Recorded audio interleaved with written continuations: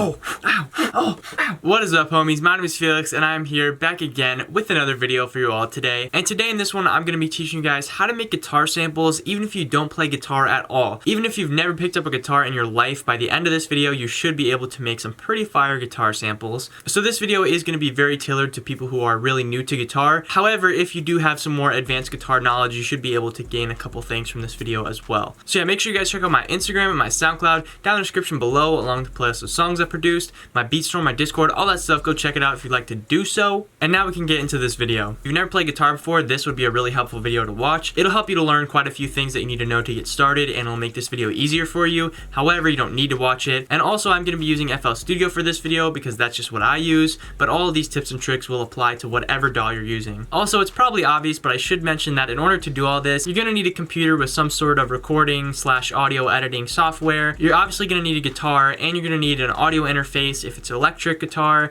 and you're going to need a microphone if it's an acoustic guitar. And in that case, you can just record it into your phone and that'll work just fine. So since this video is tailored towards producers, the first thing that you're actually going to do has nothing to do with guitar at all. You're going to pull up your DAW, whatever DAW that you're using, and then you're just going to load up some basic instrument plugin. So I'm just going to pull in FL keys because it really doesn't matter what the sound is. Okay, so now that we have our instrument plugin, we're going to go into the piano roll, and then we're going to go to this little drop down and then go to helpers, scale highlighting, and then once you get to this tab, you can right click to select which stuff you want. I'm just going to go with minor because that's what I like the most. And if you're not using FL Studio, I'm sure there's some sort of scale highlighting feature within your DAW. So I'm just going to whip up a little chord progression here.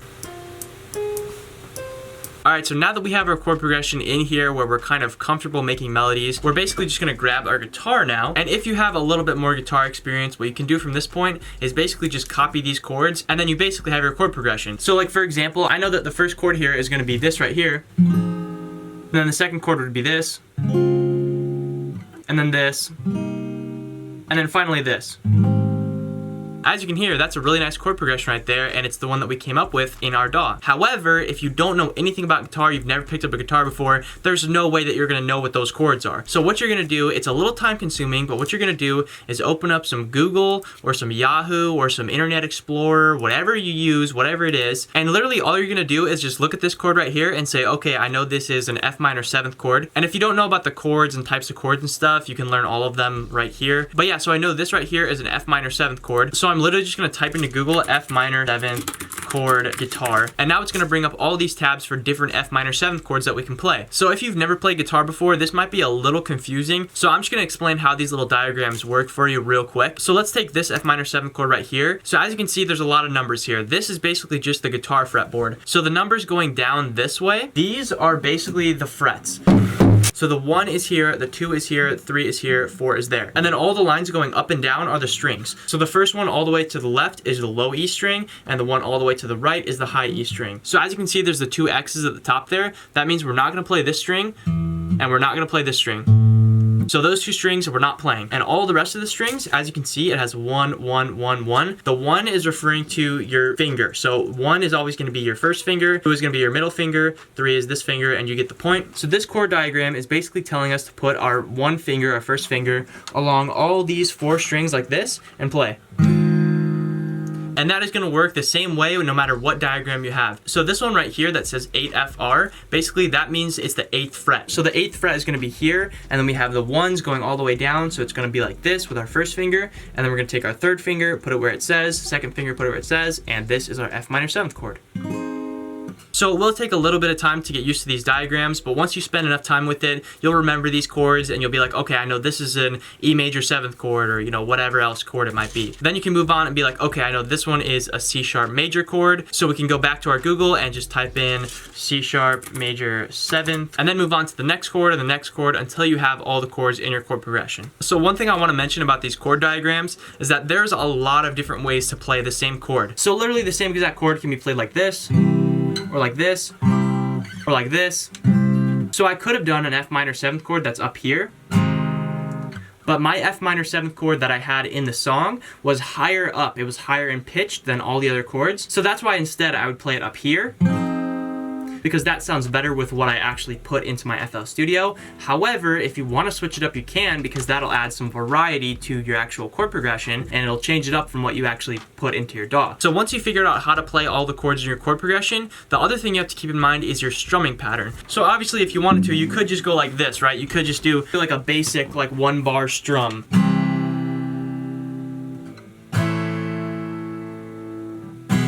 But that's kind of boring, you know? We don't want to always do that forever. So I'm going to teach you guys a couple things that you can do to kind of spice up the way you play your chords. So the first thing is that you can add some up and down strums to your actual chord. So this is the basic one that we were doing, right? Just like this. So maybe instead of that, let's do something like this. Basically what I'm doing is down, down, up, up, down. So there is infinite different strumming patterns that you can do. You can literally do something crazy like this. So one thing that I like to do really often, and it's kind of my playing style, is finger style. So basically with finger style and like finger picking kind of stuff, it's basically where instead of strumming, you're actually like picking the notes with your fingers individually like this. And you can try to practice that by just holding a chord down and then just having your thumb hit one string near the top, and then one of these fingers hit a string near the bottom. And then honestly, you can have your thumb hit the same string and then just go. What I'm doing there is just hitting the same note with my thumb and then alternating the string that I'm picking with my other fingers. You can also try picking different strings at once or adding more notes in there or whatever you want to do. Honestly, it's not really that important what you do. It's just important that you play around with your guitar and get something to where you're not just playing like this all the time.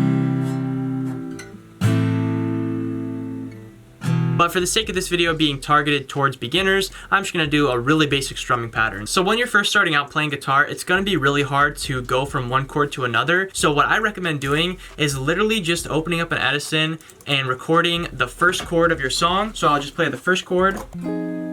And now just select where you want it and then click this and drag this bad boy in here just like that. And now we'll go and we'll look, okay, what's the next chord in our song? We have a C sharp major. Obviously you would already have the chord diagrams on your screen or whatever. You can do this process while you're looking them up or whatever you want to do. But now I'm going to go in here and record that C sharp major. And now just do the same thing for all the chords in your song. And now there you have it. We basically have our chord progression but in guitar form, as you can hear.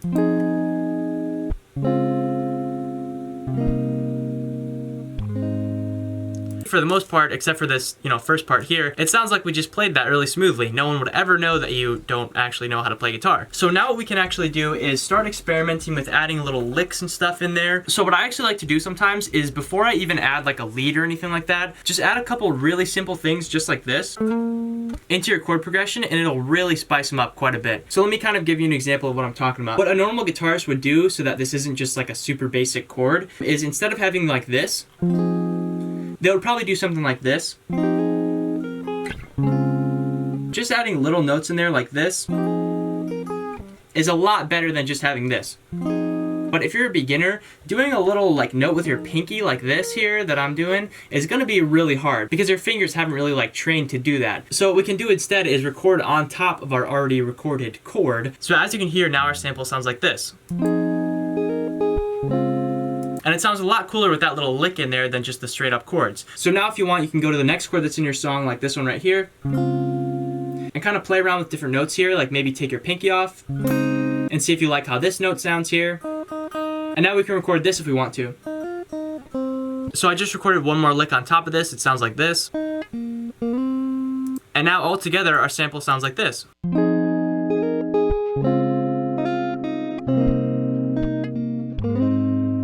And as you can hear, that sounds pretty dope. This right here is literally 8 notes. Anybody can play 8 notes, I promise you. So yeah, basically now that we have this, we can add a final little touch in here, which is adding a lead on top of it. So when you're adding a lead sound, what you want to keep in mind is that it should be a little bit higher up in pitch than the rest of your stuff. So when you're playing chords, they're very full, and the majority of the sound and the meat of your chord is coming from like the upper strings here, usually. But when you're recording a lead guitar, you might want to do something that's on the higher strings. So maybe on the high E string or the B string, something like this. And usually what I recommend for lead sounds is to just play the sample that you have and then just mess around on your guitar until you find notes that sound good. So this note right here doesn't sound good, so we're not going to play that one. That one sounds bad, we're not going to play that one, but we're going to play all the notes in between it.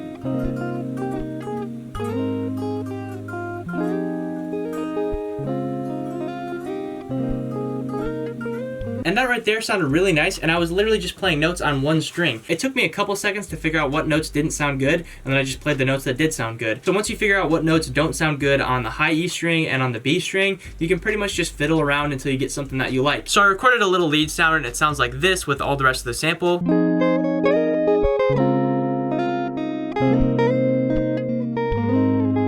So obviously, just like all this stuff, you can take it at your own pace. You don't have to record it all at once. If you want to record everything individually note for note, you can do that as well if that's easier for you. It honestly does not matter how you record the guitar as long as the end product sounds like you actually played the guitar. But honestly, at this point, we're pretty much done with the sample. Now all we really need to do is make minor little adjustments here and there so we can, you know, maybe drag this little one out like this.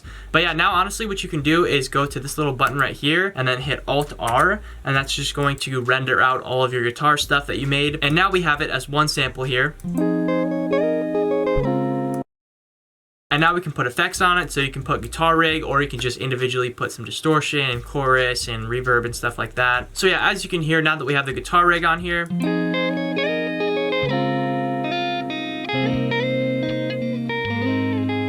you would never ever know in a million years that this was recorded in like 15 different sections. It basically just sounds like somebody played it normally. So yeah, that is just about gonna do it for me in this video. I hope you guys enjoyed this one. This video hopefully helped you out. I know some of the things in here are a little bit time consuming, but they're definitely way less time consuming than, you know, properly learning guitar and going and learning music theory and how all the chords work and how the chord shapes and blah blah, all this other stuff. This is kind of just if you're in the mood to make some guitar samples, but you don't actually play guitar and you don't wanna, you know, spend a million hours learning how to play guitar. Hopefully this video helped you out with that. So yeah, let me know if you guys have any questions down in the comments below. Also, make sure you guys check out my Instagram and my SoundCloud down in the description below, along with the playlist of songs I produced, my beat store, my Discord, all that stuff. Go check it out if you'd like to do so, and I'll see you guys next time.